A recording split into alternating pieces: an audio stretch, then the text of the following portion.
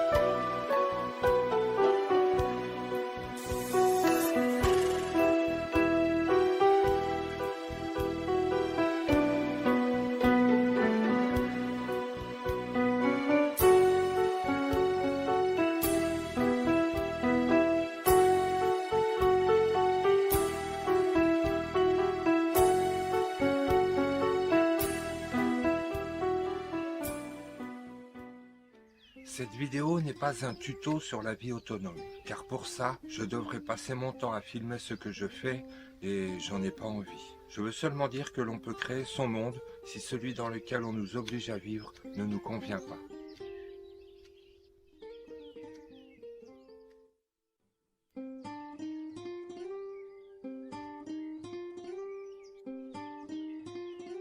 Face au système tel qu'il est conçu, j'ai choisi de m'en éloigner pour ne plus en dépendre.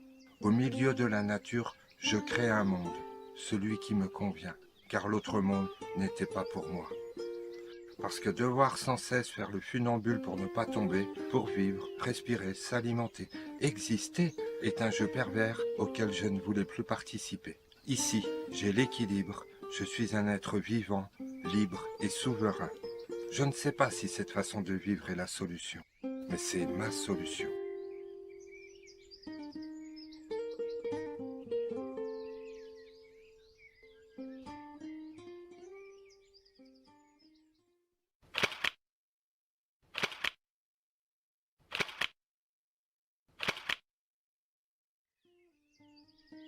Un être humain est une personne. Personne. Pas facile avec ça d'être quelqu'un. Puis, on donne un identifiant aux entités. Nous avons donc une identité. Un numéro de personne, quoi. Et voilà, on existe. On existe dans la matrice. En fait, on n'existe plus. J'aime exister. Vraiment. Alors ma maison à roulettes sur une parcelle de cette planète, et un autre monde se dessine. Ouais, c'est un peu ça. Petit à petit, le dessin prend forme. Année après année, il devient. Il m'intègre, il m'absorbe, et à mon tour je deviens. Et nous ne faisons qu'un. Des allées bordées de buttes en permaculture, des arbres, des arbustes. Et moi aussi, je me promène dans les rayons pour m'approvisionner. Des animaux différents cohabitent ici. Ils n'ont rien à craindre. Je fais tout pour avoir un maximum de biodiversité et un écosystème équilibré. Je fais tout. Non, en fait, je ne fais rien, je laisse faire. Car c'est lorsque l'humain intervient que les problèmes commencent. Ici, je cultive ce dont j'ai besoin. C'est-à-dire qu'en plus des légumes, je cultive aussi ma sérénité.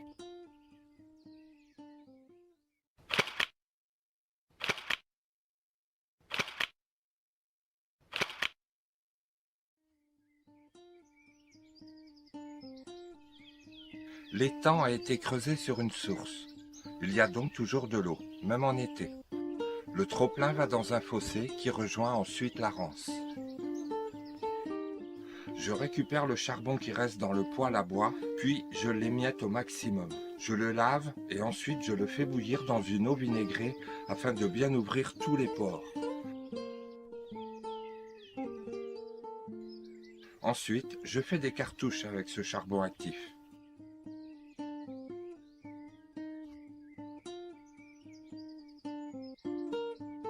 Et puis j'ai été chercher du sable de mer sur la côte. Une fois bien rincé, j'en dispose une bonne couche dans ce jerrycan.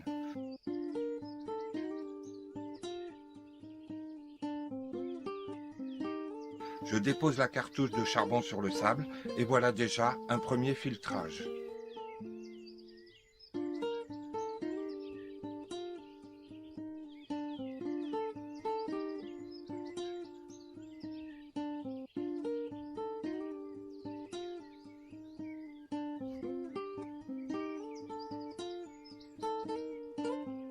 Après, j'utilise ce filtre.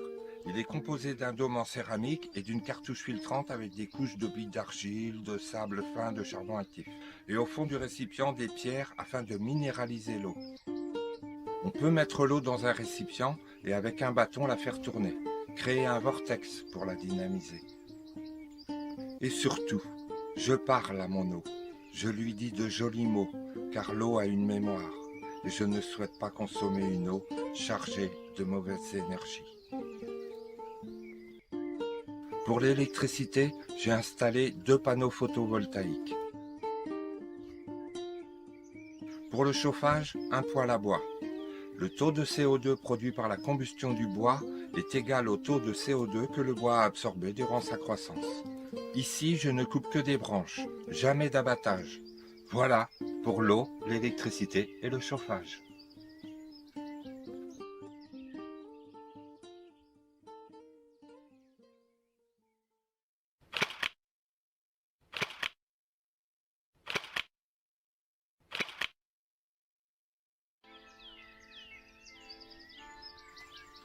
Les ronces ne font pas que piquer.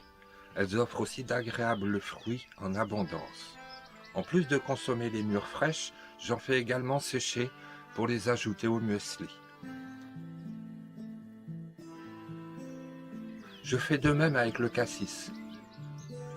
Et en plus des fruits, je récolte aussi les feuilles que j'utilise en infusion.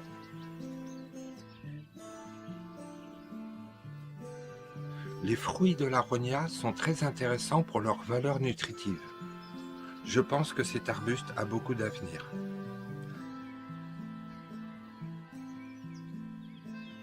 Avec les caseilles, je fais un séchage différent.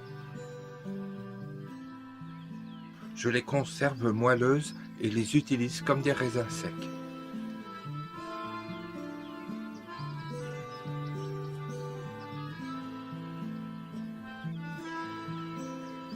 Les fruits de l'églantier contiennent 25 fois plus de vitamine C que l'orange. Je les fends en deux pour retirer les graines et après séchage, je les ajoute à des infusions.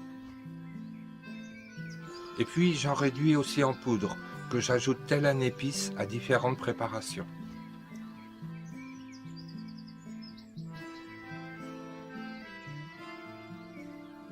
En plus d'être un arbuste d'ornement, l'arbre au faisan produit des fruits comestibles. À maturité, ils ont un goût très prononcé de caramel. Voilà, aujourd'hui, ça sera compote de pommes au caramel.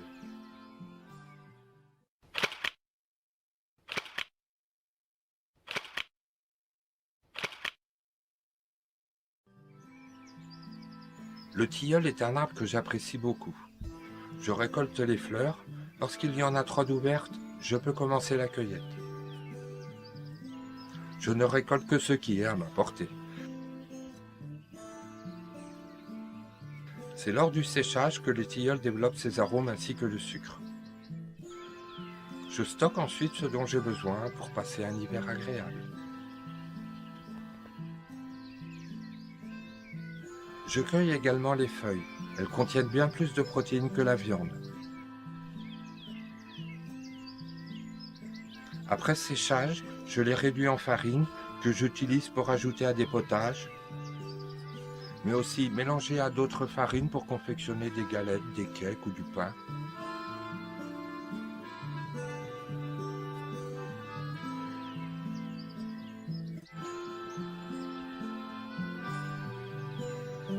Le Le tilleul est un bois très tendre et facile à sculpter. Idéal donc pour faire rapidement quelques ustensiles.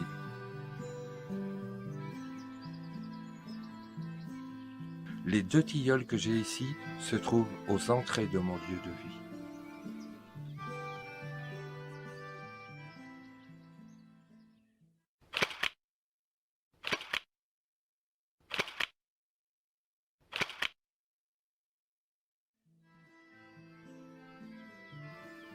Je trouve dans la nature de quoi avoir quelques épices. Je récolte les graines de carottes sauvages lorsque les fleurs ont fané.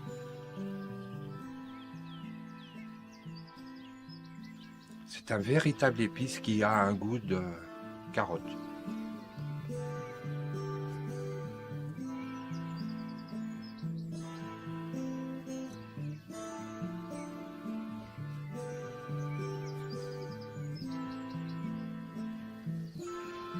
Ici, ce sont les fruits de la berce. Je les cueille verts et les laisse sécher. Les fruits ont la saveur des agrumes, mais d'agrumes épicés.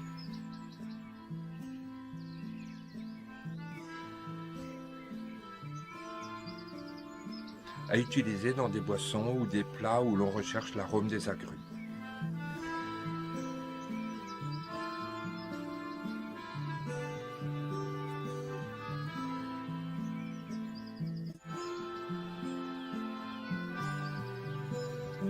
Les feuilles du lierre terrestre ont un parfum très boisé et je ne manque jamais d'en cueillir quelques-unes.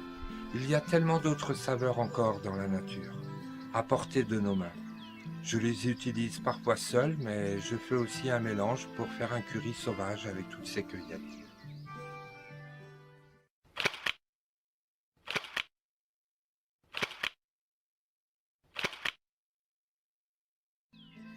Pour les œufs, il y a les oies qui pondent de février à mai. Il y a aussi les poules qui pondent si elles en ont envie. Et puis les cailles lorsque j'arrive à trouver où elles ont caché les œufs.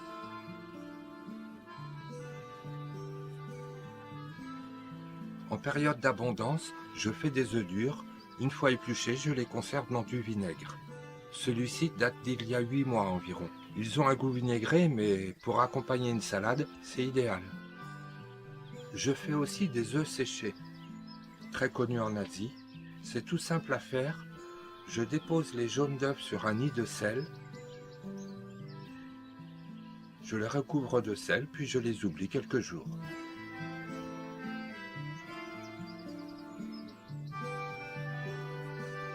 Le sel a absorbé l'eau. Les jaunes sont fermes. Je les mets à sécher quelques jours. Et voilà un condiment à la saveur rappelant le parmesan, à râper sur tous les plats.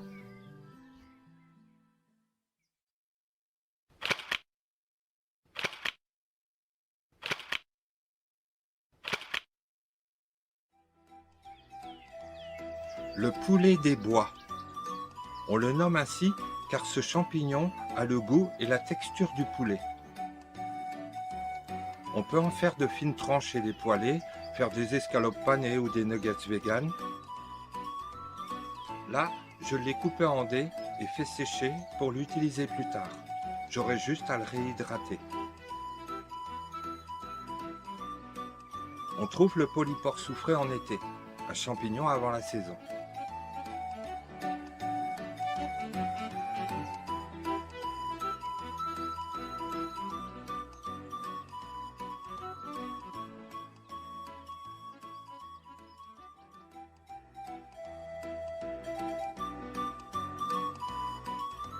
Les courges sont faciles à cultiver. Et il y en a de toutes sortes. J'en cultive pour avoir des éponges végétales, d'autres pour consommer les graines, et bien sûr, d'autres pour consommer la chair. Elles peuvent aussi devenir une décoration avant de les consommer.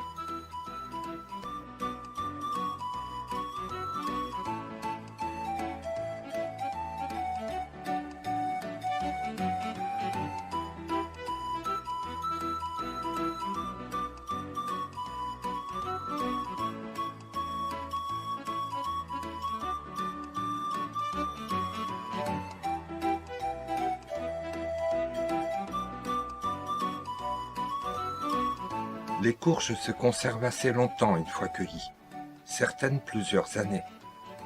J'en fais aussi sécher, que je réduis ensuite en poudre et que j'ajoute à des potages.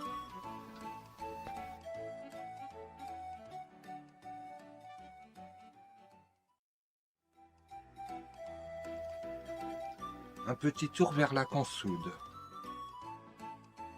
Lorsque les oies et les canards m'en laissent un peu, je fais ce plat qui se nomme la sole du pauvre. On place les feuilles face sur face et on les fait en beignets. Et voici, en raison du goût de cette plante, un faux poisson pané.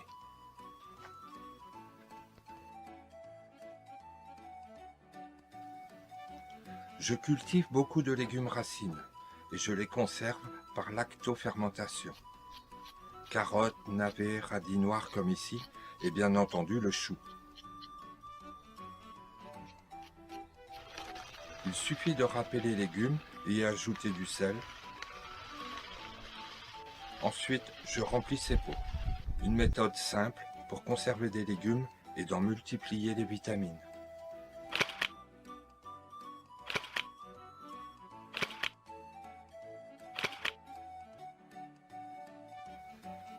Le lierre, en plus d'apporter aux oiseaux un des rares aliments disponibles pour eux en hiver, m'apporte quant à moi, avec ses feuilles présentes toute l'année, de la saponine. Je cultive également les pois de cœur, dont les tiges et les feuilles en contiennent également. Une substance naturellement détergente qui me sert à réaliser de la lessive ou du shampoing. On le nomme pois de cœur car la nature de son pinceau blanc a peint un cœur sur chacun de ses pois. Je fais également des savons avec la technique de la saponification à froid.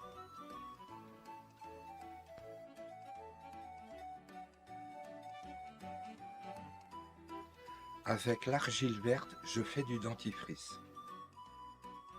Une fois l'argile réduite en poudre, j'ajoute du bicarbonate, des clous de girofle que j'ai également réduits en poudre, puis de l'huile essentielle de menthe pour la fraîcheur. J'ajoute de l'eau jusqu'à l'obtention d'une pâte dentifrice. Une fois encore, la nature est généreuse. Que ce soit pour des baumes, des lotions, des macérats huileux ou des crèmes, je trouve inutile d'utiliser des molécules de synthèse alors que les plantes, elles, les contiennent naturellement.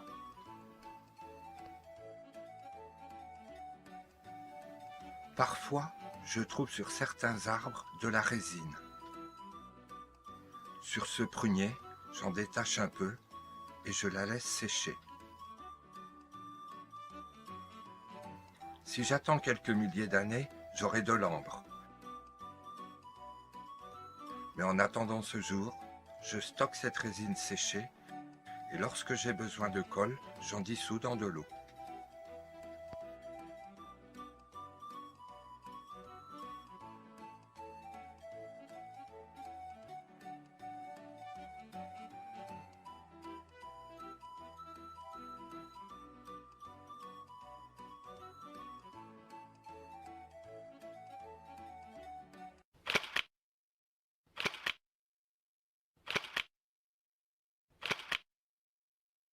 Bon, je suis d'accord, la cigarette c'est à éviter, blablabli, blablabla, etc. J'ai plusieurs châtaigniers ici, et en plus des fruits, je récolte aussi les fleurs, les chatons. Je les cueille lorsqu'ils sont à ce stade. Autrefois, on s'en servait pour aromatiser le tabac, et on appelait les chatons de châtaignier le tabac Mathieu. Une fois cueillis, je les fais sécher. Le tabac Mathieu se détache des tiges et après l'avoir tamisé, on obtient une texture très légère.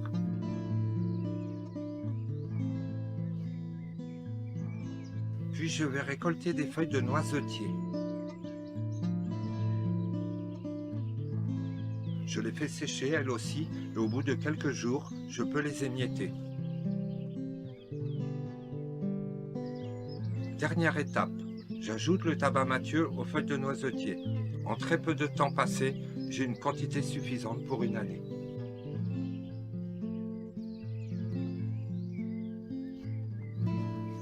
Mais je cultive aussi le véritable tabac. J'ai choisi une variété canadienne afin qu'elle puisse facilement s'acclimater en Bretagne. Je récolte les feuilles à mesure qu'elles poussent afin de favoriser la pousse des feuilles suivantes.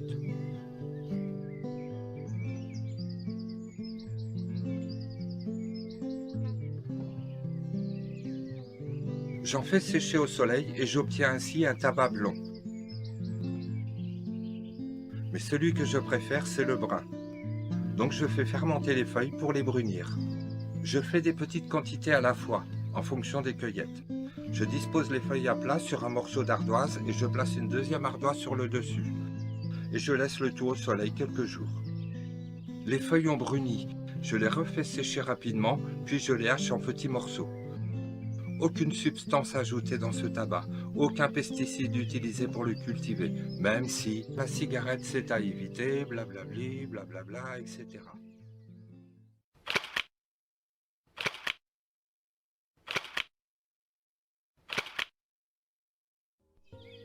Je sème et plante 5 fois plus d'arbres que je n'en coupe. Ils savent donc que je vais dans leur sens. Ils me protègent, j'ai besoin d'eux, et pas que pour me chauffer. Aucun accord passé entre eux et moi, mais les échanges se font. Aucun accord, seulement du respect. Ils savent tellement plus de choses que moi, mais il est trop tôt pour raconter ce qu'ils me disent, ce que donc je sais. Et puis, si je le disais, on pourrait me croire. Et il ne faut pas croire, il faut savoir. L'humain découvre à peine ce que sont les arbres. Mais lorsqu'il découvrira non pas ce qu'ils sont, mais qui ils sont, l'humanité devra faire preuve d'humilité.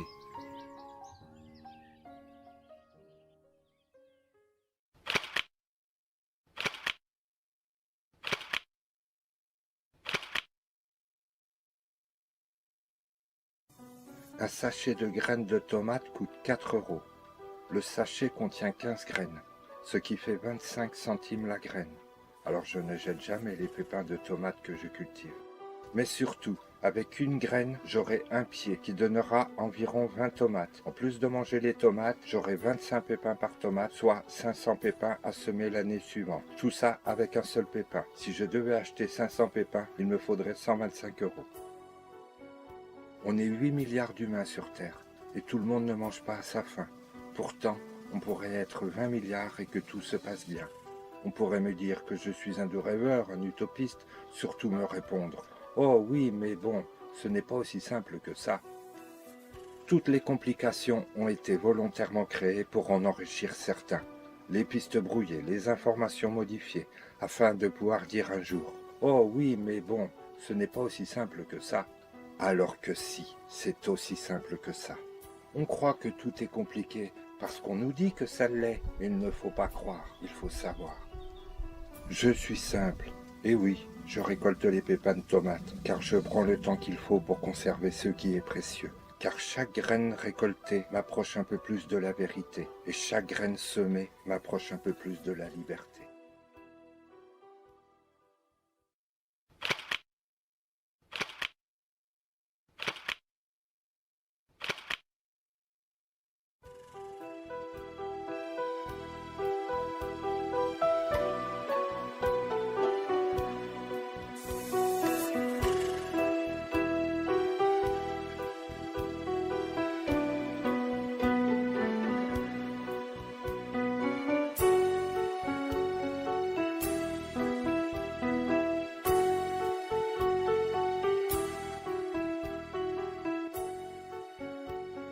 Tel un test, il suffit de passer un hiver pour savoir si on peut vivre ainsi. Les panneaux solaires chargent peu, fini les douches en plein air, le lavage du linge se complique, les récoltes sont rares, etc. Tout ce que je fais facilement par beau temps doit être refait différemment. Tout est plus dur et plus long à faire. Si durant l'hiver tout se passe bien, absolument tout, on saura que l'on peut vivre comme ça.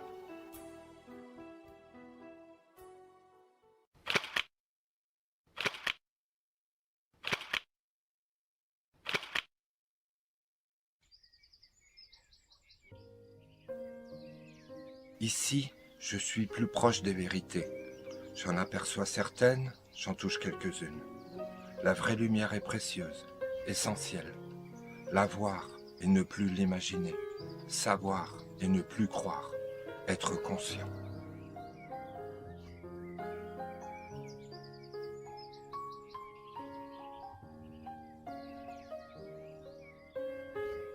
Même si certains ne la font pas et prennent celle des autres, j'essaye de faire ma part. Augmenter ma qualité de vie tout en réduisant mon empreinte écologique. Prendre soin de cette planète durant la période où elle m'accueille et lui rendre un jour les clés à la fin du bail sans qu'elle m'en veuille.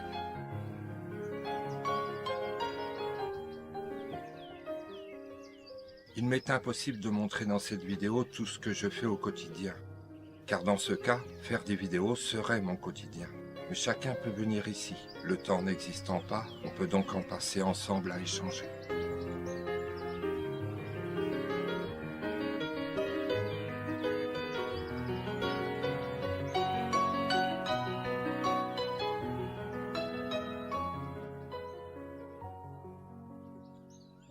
Je ne suis pas seul, je suis face à moi-même, c'est-à-dire le je en face du soi. Cette solitude fut déparasitante, la vie autonome, salvatrice et épanouissante. Découvrir la joie et non du bonheur en tube que ce système piégeant vend à un prix très élevé. Ce système nous a appris à marcher avec des béquilles dès la naissance. On ne saura jamais si on peut marcher tout seul, tant qu'on ne nous lâchera pas la main. La nature est d'une incroyable perfection. Tous les animaux ont sur Terre de quoi se nourrir, s'abriter, se guérir. Si l'humain est sur cette planète, c'est qu'il y a tout pour qu'il puisse vivre correctement. La nature ne commet jamais la moindre erreur. La peur est ce que ce système nous colle en permanence dans la tête. Donc beaucoup croient qu'ils perdront tout s'ils le quittent. Mais il ne faut pas croire. Et pour cela, il faut augmenter sa fréquence vibratoire. Depuis 6 ans, j'ai le sourire au réveil. J'ai le sourire au coucher, et je souhaite sincèrement qu'il en soit ainsi pour chacun.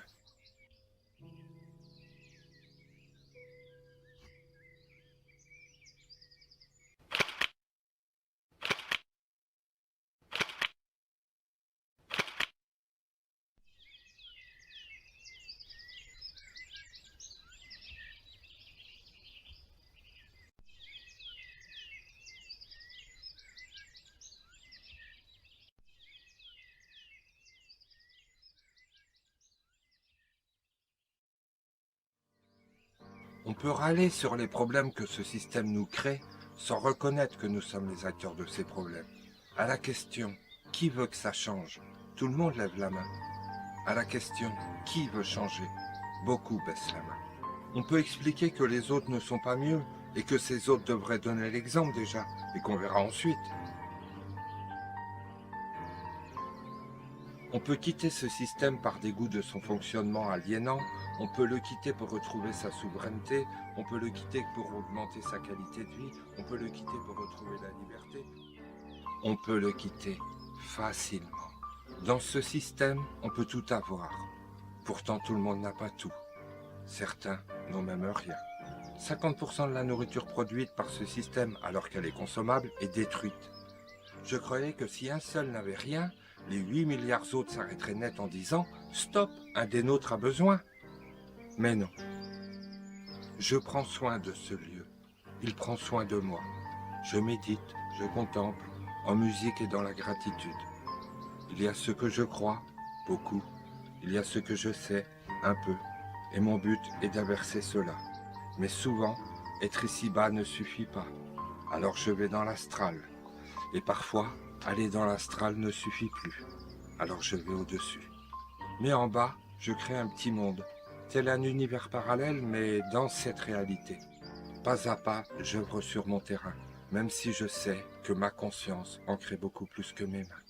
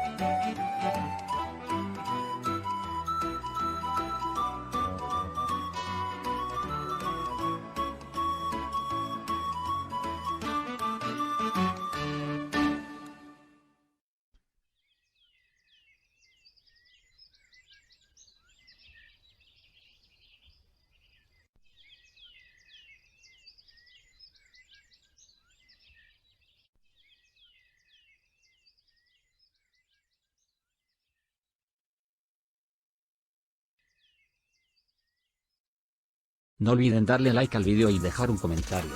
Y si os gustó os podéis suscribir. También podéis seguirme en el grupo de Telegram Etige, en el que podréis encontrar más información acerca del canal y de los temas abordados.